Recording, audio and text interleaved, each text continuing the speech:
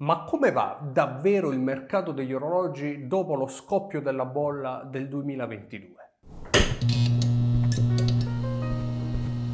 Benvenuti o bentornati nella nostra stanza degli orologi qui su TOC, dove parliamo di orologeria, storia degli orologi e grandi imprese che uomini straordinari hanno compiuto con i loro orologi al polso. Storie che danno un po' di vita e un po' di fascino a degli orologi che, al di là dei loro contenuti tecnici e intrinseci, sarebbero alla fine dei pezzi di ferro. Ecco perché mi piace concentrarmi soprattutto sulla storia, soprattutto su cosa può raccontare un orologio, al di là delle mere recensioni, dei dati tecnici, delle schede, delle dimensioni, lag to lag, eccetera, eccetera, eccetera. Insomma, parliamo di orologeria. In questa nuova puntata del Market Trend voglio analizzare altre e nuove referenze che non abbiamo analizzato nelle scorse puntate, che vi invito a seguire proprio nella nostra playlist Market Trend, puntate nelle quali mi sto concentrando su determinate referenze per capire qual è davvero il loro andamento di mercato, nonostante o comunque a seguito della bolla degli orologi del 2022,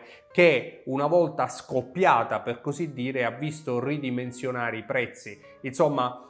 non possiamo tecnicamente parlare di bolla, soprattutto quando è riferita al mercato finanziario. Non è crollato nulla, semplicemente diverse referenze avevano raggiunto cifre troppo alte e si sono ridimensionate, ma quelle stesse referenze oggi sono comunque più o meno al doppio del listino, non tutte, mentre tutti gli altri orologi che sono sempre cresciuti in maniera sana, vi sorprenderà, ma non sono calati di €1, anzi sono aumentati, come vedremo proprio in questa puntata, come abbiamo anche visto nella puntata scorsa. Segno questo che l'interesse per gli orologi indubbiamente continua ad esserci. Ora, per realizzare questa puntata io mi affido ai grafici di Chrono24, non è un video assolutamente sponsorizzato, semplicemente Chrono24 permette di consultare dei grafici abbastanza affidabili, ma anche in questo caso prendiamoli con le pinze, perché non sono dei grafici ufficiali, non si tratta di azioni, non c'è un mercato tutelato o controllato, si tratta semplicemente di orologi di collezionismo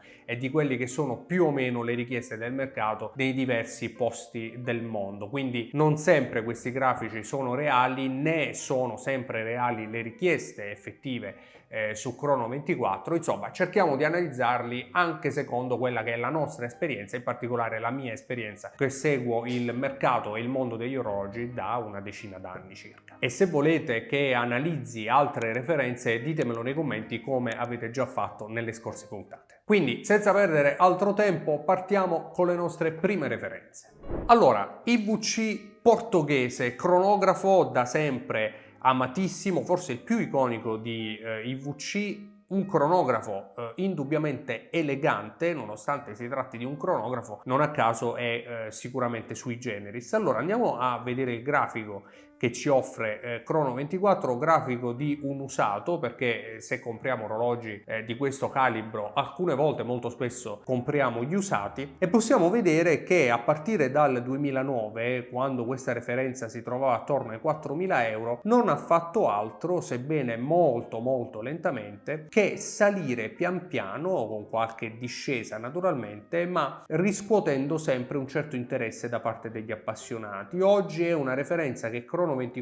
ci indicava l'anno scorso per circa €5.200, c'è stato poi un calo che l'ha riportata a €4.700 circa, €5.000. In realtà è una referenza che, da quello che vedo, normalmente si trova almeno attorno ai €6.000, quindi questo grafico non mi pare del tutto preciso, ma comunque ci dà un'idea a partire dal 2009 di un orologio che ha sempre continuato a riscuotere un certo successo tra i collezionisti e non ha per nulla risentito del 2022, anzi vediamo che è salito di poco tra il 2021 e il 2022, c'è stato un picco poi praticamente a fine 2023, ma peraltro in maniera diversa rispetto invece a quello che è stato il crollo del 2022, perché lì si parlava di aprile-maggio 2022, non certamente di fine 2023. Anche qui Chrono insomma fa un po' quello che gli pare con questi grafici, ma comunque ripeto, ci dà un'idea di una referenza da sempre amata e apprezzata dai collezionisti.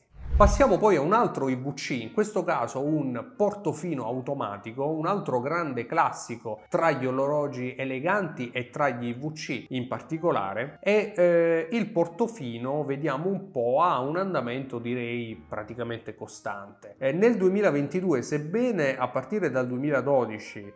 un orologio che si trovava attorno ai 2000 euro, 1500 euro, più o meno ricordo anche io queste cifre, nonostante sia calato nel 2022, vedete proprio maggio, quando c'è stato il crollo dell'interesse, diciamo della speculazione attorno agli orologi, il suo interesse è tornato a salire e oggi è un orologio che continua a trovarsi attorno ai 2000 euro.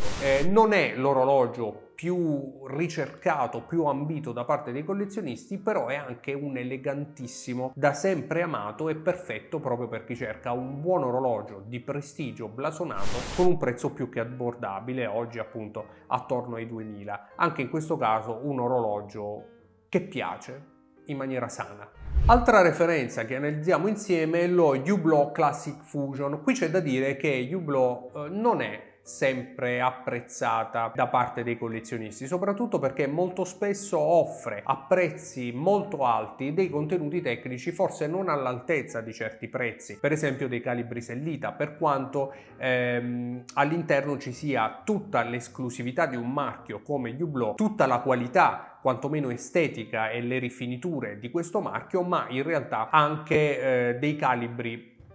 affidabili, precisi, robusti come i Sellita, soprattutto quando vengono personalizzati, sebbene in minima parte, e regolati da parte di un'azienda come Hublot. Insomma, è un orologio che io reputo in realtà molto esclusivo, soprattutto perché lo si vede molto poco al polso degli appassionati, un po' perché non tutti hanno il coraggio di spendere certe cifre per un orologio del genere, però proprio questo gli dona, secondo me, esclusività e la cosa la trovo interessante, sebbene anche io non abbia ancora avuto il coraggio di prenderne uno. È un orologio che però reputo molto interessante e al di là di questo prezzo, poi io prendo degli annunci insomma che vengono un po' da tutto il mondo, non guardiamo direttamente questo annuncio e questo prezzo, il grafico però è uguale invece per tutte le referenze. E allora possiamo vedere che da febbraio 2018 un orologio che si trovava a poco meno di 4.000 euro, anche lui, nonostante tutto, nonostante la speculazione, nonostante la bolla e la crisi, in realtà ha sempre visto un interesse crescente e quindi dai 4.000 iniziali lo vediamo attorno ai 5.000 euro, li ha toccati 5.000 euro e oggi siamo più o meno attorno a quelle cifre e confermo che si trova più o meno attorno ai 5.000-5.500 euro per un esemplare praticamente nuovo, che non sono pochi, ma che io comunque reputo davvero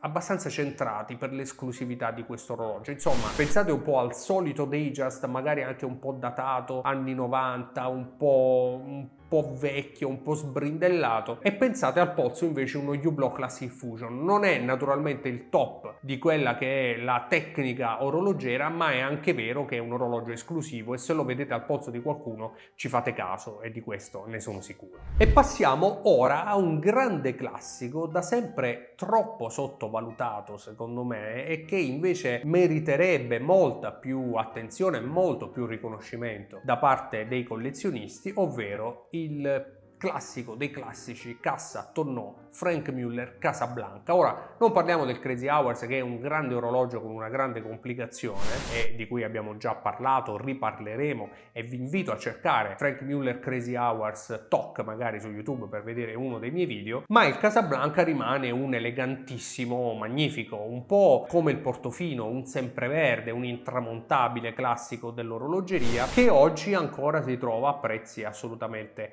interessanti.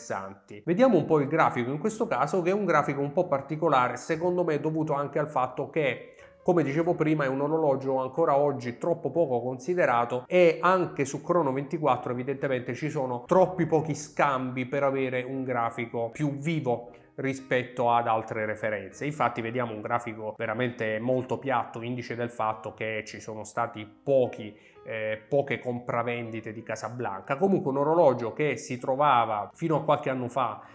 sotto i 3.000 euro, ancora vediamo un andamento praticamente piatto per tutto il 2021, 22, 23 e poi qui Crono ci indica un interesse maggiore praticamente a metà 2023 e sino ad oggi, ma con un andamento praticamente piatto che io reputo anche poco credibile, cioè ci dice poco di quello che è davvero l'andamento di questa referenza. Dalle ultime cose che ho visto sul mercato, nei veri negozi di orologi, un Casablanca usato in realtà non si trova al di sotto dei 4.500 euro circa, quindi per un esemplare bello e full set. Quindi insomma questo grafico è poco comprensibile, però più o meno ci dice che è un orologio che non ha sofferto e non soffre di speculazione, perché sicuramente non è un oggetto speculativo, ma che mantiene un interesse costante da parte dei collezionisti. Io dico anche con un prezzo maggiore in realtà rispetto a ciò che si vede almeno da questo grafico. E poi, ultima chicca di cui vi avevo accennato, che andiamo ad analizzare insieme, il Tudor Pelagos FXD. Ma come va sul mercato questo orologio? Faccio una breve premessa perché, come tutti saprete, sicuramente il Tudor Pelagos FXD ha da subito interessato gli appassionati e collezionisti sin dalla sua presentazione a fine 2021, quando sono stati consegnati pochissimi Marine National 21, perché il fondello di questo orologio è inciso, per poi passare al 22 e al 23 e sicuramente anche al 24, perché è un orologio tuttora in produzione, orologio che da subito ha sofferto una certa crisi speculativa dovuta al fatto che si parlava di un orologio speciale, in produzione sarebbe rimasto pochissimo, quantomeno i numeri 21 erano pochissimi sul mercato, praticamente poche centinaia, ma tutt'oggi, dopo tutta questa grande speculazione, dove anche i concessionari complici di questo atteggiamento praticamente non ne hanno consegnati mai, io non sono mai stato chiamato e avevo chiesto a diversi concessionari di essere messo in lista, ma non sono stato minimamente calcolato per anni, per poi vedere in realtà un drastico calo di quello che è un orologio che aveva superato, da ciò che ricordo, i 6.000 euro sul mercato dell'usato, che poi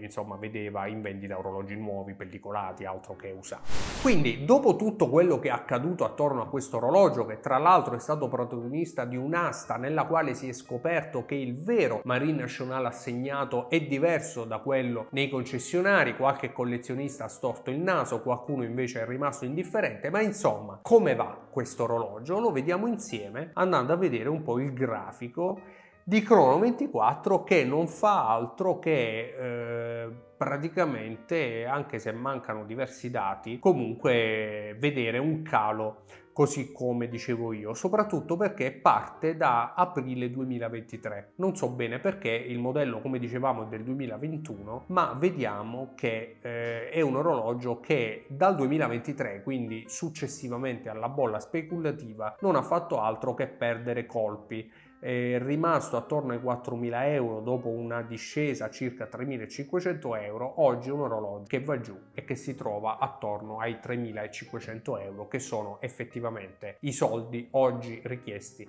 per comprare un orologio nuovo e pellicolato. Tra l'altro, notizia di 2 giorni, anzi di ieri, proprio un amico che lo voleva acquistare a 3.500 euro da un annuncio di 3.800 euro, perché anche il commerciante si accontenta pur di vendere un Pelagos FXD che insomma ha fatto un po' una fine inaspettata. Insomma, anche questa puntata di Market Trend volge al termine. Ci siamo visti qualche referenza particolare, simpatica e sfiziosa. Abbiamo anche visto che il mondo dell'orologeria non è soltanto Rolex, non è soltanto speculazione, ma è vastissimo e meriterebbe molto più spazio rispetto invece a ciò a cui siamo abituati. Scopo delle nostre puntate di Market Trend è anche questo, quindi spero che vi sia piaciuto, e se vi piacciono questi argomenti vi chiedo di iscrivervi a TOC, è del tutto gratuito, per noi invece fa un'enorme differenza. Grazie. Io non posso far altro che ringraziarvi per essere arrivati fin qui in questa nuova puntata e darvi appuntamento quindi a un prossimo video qui nella nostra stanza degli orologi.